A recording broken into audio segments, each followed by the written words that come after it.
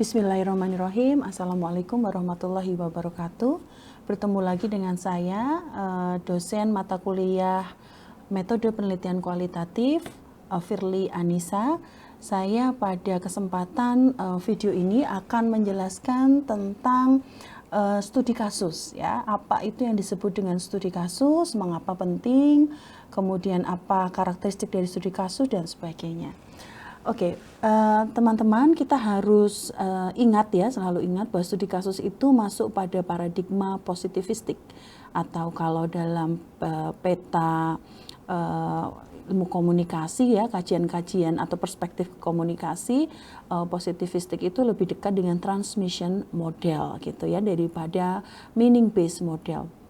Nah, apa yang kita pahami dari positivistik gitu ya, teman-teman masih ingat dalam penelitian positivistik kita harus objektif ya, kita harus punya cara pandang bahwa apa yang terjadi dalam konteks gitu ya, dalam konteks penelitian itu adalah pasti gitu ya, biasanya di positivistik seperti itu. Lalu apa relasinya positivistik dengan penelitian kualitatif? Karena biasanya positivistik lebih banyak ke penelitian kuantitatif, tapi dalam penelitian kualitatif kita mengenal yang disebut dengan studi kasus gitu ya. Apa sih studi kasus itu ya? Studi kasus adalah penyelidikan yang empiris, yang menyelidiki kasus dengan menjawab pertanyaan bagaimana atau mengapa mengenai suatu fenomena. Jadi peneliti studi kasus sebenarnya tidak terlalu peduli gitu ya, atau tidak fokus pada penemuan kebenaran yang bentuknya generalisasi gitu ya, karena dia kualitatif, dan tidak mencari hubungan sebab akibat. Kemudian yang penting adalah studi kasus juga melihat fenomena yang menarik pada situasi tertentu dan waktu tertentu. Sehingga ketika Anda mau meneliti tentang penelitian studi kasus, Anda harus bisa menjelaskan mengapa penelitian ini, fenomena ini berbeda dengan fenomena yang lain, meskipun dia nampak sama, nampak sejenis misalkan begitu ya. Kemudian studi kasus secara kualitatif harus melihat makna yang tertanam dalam sebuah pengalaman ya, sehingga pasti akan melibatkan kinerja lapangan atau observasi. Kinerja lapangan, field research itu menjadi bagian penting dalam studi kasus. Jadi misalkan Anda mau meneliti tentang bagaimana humas UMY gitu ya, ketika bergerak atau bekerja ya dalam masa pandemi COVID-19 misalkan begitu ya, karena ada berbagai masalah ketika ada pandemi itu, bagaimana humas UMY melakukan kinerja dia selama 2 tahun misalkan begitu.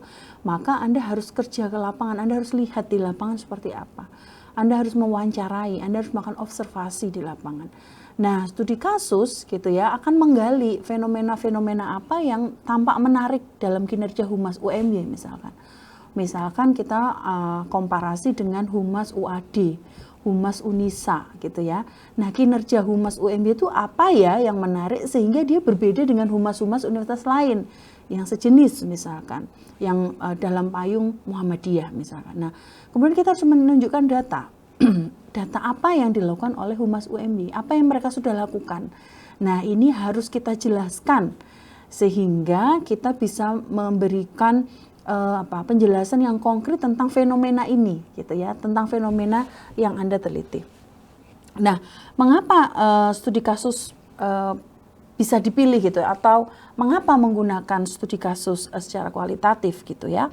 Pertama, studi kasus akan bersandar pada kedalaman analisis. Jadi patut kita ingat juga bahwa penelitian kualitatif selalu bersandar pada hal yang very spesifik, sangat spesifik dan kedalaman. Berbeda dengan kuantitatif yang dia melakukan generalisasi ya, kemudian dia mencari variabel X ke Y misalkan, atau variabel sebab akibat. Kemudian yang kedua adalah metode ini sangat tepat untuk memahami fenomena tertentu dalam tempat dan waktu tertentu juga. Jadi saya contohkan tadi misalkan bagaimana kinerja humas UMY gitu ya ketika menangani krisis pandemi COVID-19 atau COVID-19. Maka waktu ketika ada pandemi itu adalah menjadi waktu yang ideal ketika Anda meneliti gitu. misalkan rentang 1 tahun, rentang 2 tahun dan sebagainya. Jadi kita harus sangat spesifik juga dengan waktunya. Ketiga adalah pemilihan sampel, biasanya non-random tapi dia terarah dan kecil tadi. Misalkan ketika kita riset tentang Humas UMY, kita harus tahu ya hal-hal yang berkaitan dengan Humas UMY. Tidak hanya mungkin pihak Humas UMY, tapi juga manajemen UMY yang kita cari. Tidak hanya manajemennya, tapi juga mahasiswa yang kita wawancarai, gitu ya, dosen yang kita wawancarai, dan itu harus terarah, tidak boleh random. Berikutnya adalah biasanya peneliti menjelaskan fenomena ini melalui deskriptif, analisis deskriptif. Analisis deskriptif akan fokus pada kasus tertentu yang diamati secara cermat dan namanya deskriptif ya. Dia harus digambarkan dengan spesifik. Kita harus menggambarkan dengan detail, menggambarkan pihak-pihak yang kita teliti, temuan-temuan apa saja yang kita teliti dengan detail. Ya, jadi studi kasus juga bermanfaat untuk mengeksplorasi masalah yang belum pernah diteliti. Jadi atau masih sedikit yang diteliti, sehingga kita bisa memiliki banyak waktu ya, memiliki banyak space gitu ya, ruang untuk menganalisis. Ya, studi kasus deskriptif juga berfokus pada kasus tertentu yang harus kita amati dan kita analisis.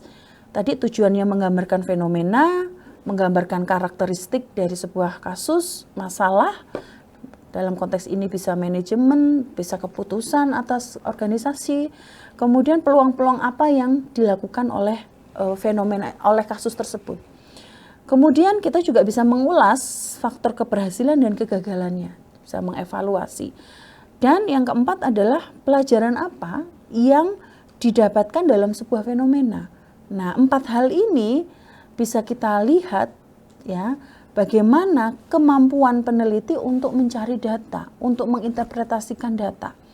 Sehingga karakteristik, masalah ya, kemudian faktor evaluatif gitu ya. Dan pelajaran apa yang bisa kita tandai dari fenomena itu bisa kita deskripsikan dengan baik. Gitu ya.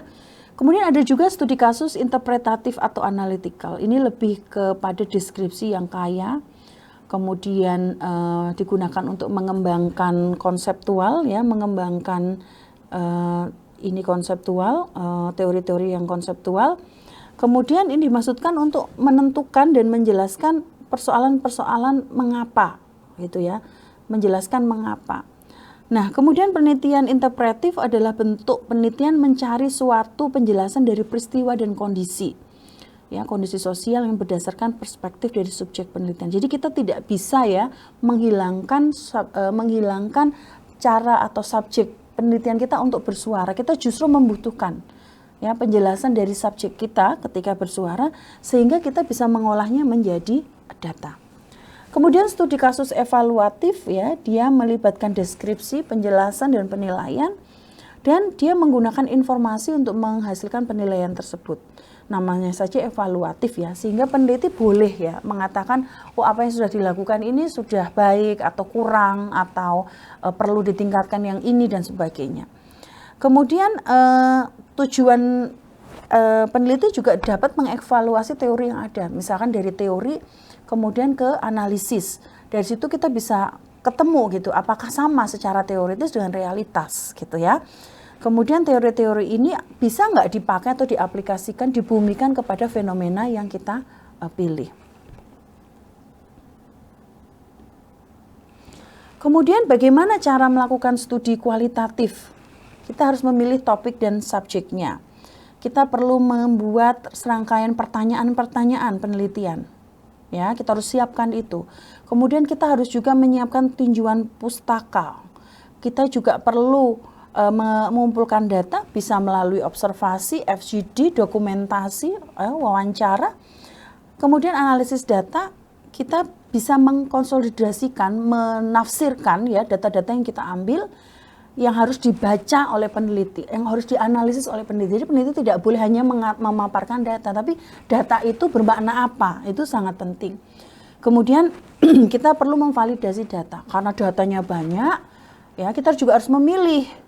Ya, kita harus juga memastikan apakah data yang kita pilih itu valid. Kemudian baru kita menulis laporan. Bagaimana kita perlu merumuskan pertanyaan dalam wawancara, jenis pertanyaannya harus bagus ya. Kita tidak boleh bertanya dengan jawaban iya atau tidak ya. Kalau jawabannya nanti iya atau tidak, nanti tidak perlu penelitian ya. Kita sudah selesai penelitiannya, tapi kita harus mengeksplorasi. Misalkan kita menggunakan interpretif ya, meminta reaksi dari narasumber kita. Gitu. Bagaimana pendapat Anda? Bagaimana perspektif Anda? Bagaimana sikap Anda? Pertanyaan-pertanyaan seperti itu yang kita butuhkan. Lalu bisa juga dengan membentur-benturkan sesuatu yang negatif ke positif, misalkan gitu. Misalkan pandangan yang berlawanan. Ya, kita tahu narasumber kita punya pandangan A, tapi kita sengaja untuk mengedepankan pertanyaan B agar bisa ketahuan gitu ya sebenarnya jawaban narasumber kita apa. Atau posisi ideal, ya, menggambarkan situasi yang ada. Baiknya seperti apa? Apakah itu sudah ideal? Kira-kira begitu. Kemudian bagaimana cara menganalisis data? Tadi saya jelaskan, kita harus membangun asumsi tadi. Kita harus menjelaskan data-data kita. Kemudian kita harus juga membandingkan antara observasi dengan wawancara. Jangan percaya ya hanya wawancara saja, tapi kita juga harus membandingkan dengan observasi. Katanya A, tapi kejadian di lapangan tidak seperti itu. Nah, kita cross-check-kan. Dokumentasi. Maaf. Dokumentasi, kita foto atau kita menyimpan tinjauan pustaka, kita mencari cara berpikir atau tinjauan riset-riset terdahulu, kemudian kita cross check juga apa yang sudah terjadi di lapangan. Jadi kita bisa menemukan gap, ya, penelitian itu sebenarnya sedang menjelaskan gap. Kemudian kita juga perlu untuk menvalidasi data-data kita, ya. Apakah data itu benar ya, maka disebut dengan triangulasi data. Jadi antara data satu dengan data kedua itu apakah betul gitu, apakah data itu bisa kita pakai. Kita juga perlu mengidentifikasi dan menjelaskan karakteristik kasus, memverifikasi konsistensi temuan dengan temuan lain tadi ya, cross check tadi, jangan hanya percaya pada satu sumber. Nah, dalam penulisan laporan kita perlu ya menghadirkan perspektif yang teoritis, ditulis dulu teorinya, kemudian kita sajikan data kita karena jawaban-jawaban dari narasumber, observasi yang kita peroleh. Kemudian kita juga perlu menjelaskan latar belakang subjek, informan yang kita temui. Kemudian kita harus jelaskan juga cara kita mengumpulkan data. Kemudian kita buat hubungan antara data dan kesimpulan data itu tadi, teman-teman. Ya, data ini bicara apa, kemudian kesimpulannya apa, Anda memiliki interpretasi seperti apa. Kemudian kita perlu mengidentifikasi variabel baru dan signifikan yang muncul selama penelitian, dan kita perlu menjelaskan ya penelitian ke depan tuh harusnya seperti apa gitu ya dalam penelitian selanjutnya. Nah, sehingga kita bisa memperoleh analisis ya, kesimpulan ya. Sebenarnya kekuatan studi kasus itu apa? Pertama, ia dapat menjelaskan suatu fenomena secara rinci dan dalam konteks tertentu, dalam situasi tertentu. Kedua, dia dapat membantu memahami fenomena yang berubah dengan cepat. Ya, berubah dengan cepat. Kelemahannya, peneliti cenderung bias karena tadi kualitatif, ada subjektivitas di situ, dan juga ada generalisasi. Ya, ada generalisasi di situ. Ya, tidak bisa generalisasi mau saya. Jadi tidak bisa kita melakukan generalisasi. Justru kita harus menjelaskan dengan analisis yang mendalam.